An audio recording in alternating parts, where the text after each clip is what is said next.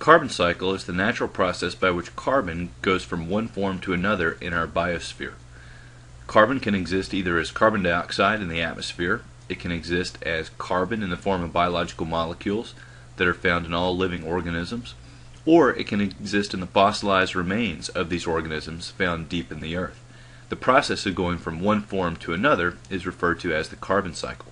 Let's spend just a moment looking at infograph 23-9 and talking about the different parts of the carbon cycle. On the left-hand side, upper left-hand side of our diagram, we see the processes that take carbon that is found either in living forms or in fossilized forms and turning that into carbon dioxide in the atmosphere. On one hand, we have human and animal respiration, shown by one pink arrow there. As humans and animals respire, we release CO2 with each breath, and that CO2 goes back into the atmosphere.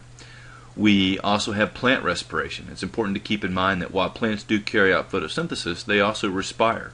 And so plant respiration also takes CO2 and releases that back into the atmosphere. And so we see that the CO2 that is released by plants and animals constitutes about 200 billion tons of CO2 released into the atmosphere each year. If we look over to the far left-hand side, upper left-hand side of the screen, we see activities that are carried out by humans that release CO2 into the atmosphere. And so one of these activities would be the burning of fossil fuels. And so when we burn fossil fuels, we take fossilized carbon found deep in the earth in the form of coal, oil, or natural gas, we pull it up to the surface, we burn it, and so we get energy from that, which is good for us, but we also release CO2 during this process. And so that CO2 goes up into the atmosphere and becomes part of the carbon dioxide that makes up our atmosphere, along with the CO2 that was produced by human and animal respiration.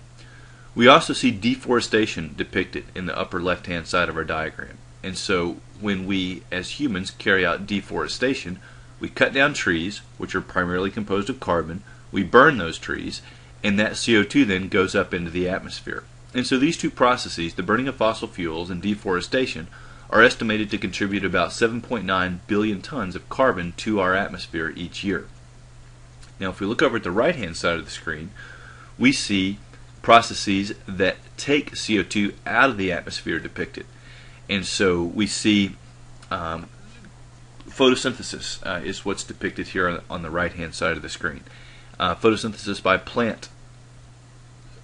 terrestrial plants in this particular case. And so plants require CO2 in order to carry out photosynthesis. They take CO2 from the atmosphere, it becomes part of their leaves and roots and stems, and so they have a net negative influence on the amount of CO2 present in the atmosphere. Animals then may eat those plants. All the carbon that's found in your body comes from plants that pulled that carbon in the form of CO2 out of the atmosphere.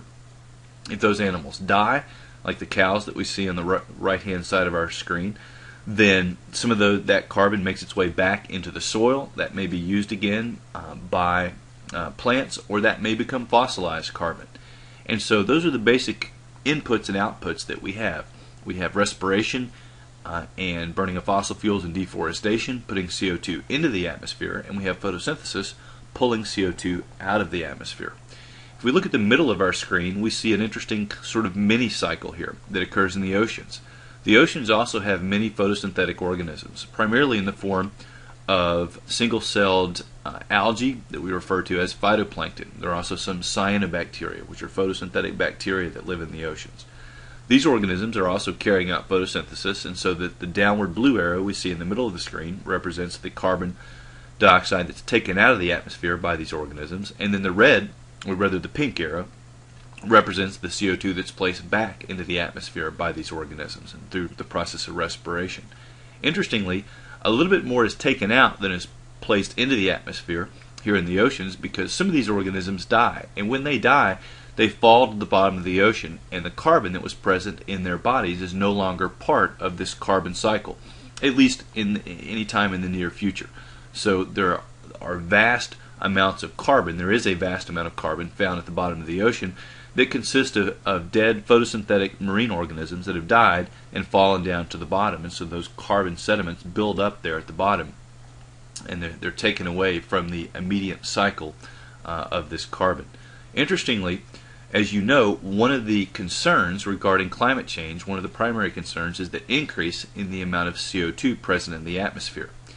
And so this is primarily a result of human activities, or at least scientists are fairly certain that the increase in CO2 that we observe is a result of the increase in the burning of fossil fuels, and to a lesser extent deforestation. So one suggestion to reduce the amount of CO2 present in the atmosphere is to fertilize vast areas of the ocean that are fairly infertile at this point. If we did so, then aquatic organisms like this phytoplankton and consisting of cyanobacteria and algae that we just referred to would grow to a greater extent than they do now, taking up even more CO2, and many of those would die, falling to the bottom of the ocean, and therefore removing carbon from the atmosphere. It's not something that's been practiced on a wide scale, but it is something that's been suggested as an idea that we could perhaps employ to reduce the amount of CO2 present in the atmosphere.